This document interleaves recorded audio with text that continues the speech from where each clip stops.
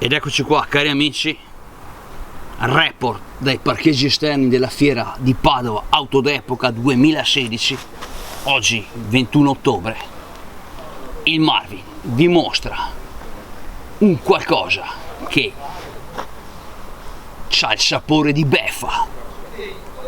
Il nostro Fiat 900 qua con pianale, trasporto materiale o cose è destinato ad andare all'estero.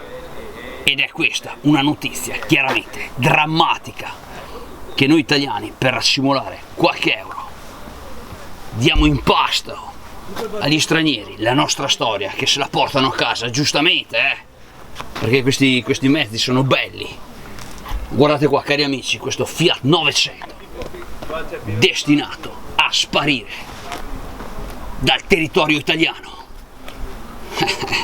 E gli stranieri ci vedono bene qua, le nostre bellezze se le portano a casa. Facciamo ancora una volta i complimenti agli italiani, bravi, facciamo sparire tutto.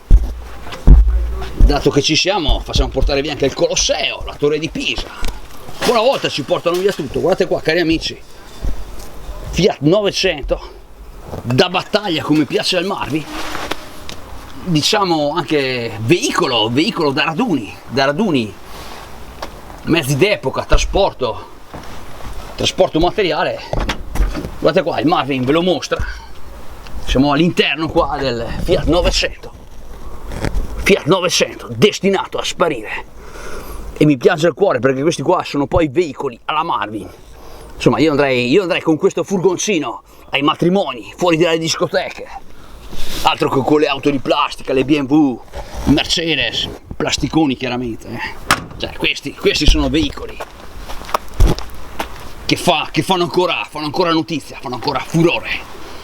Carissimi amici, qua il Marvin vi saluta e vi dà appuntamento ad un prossimo report. Gustiamoci qua il sotto appunto di questo furgoncino.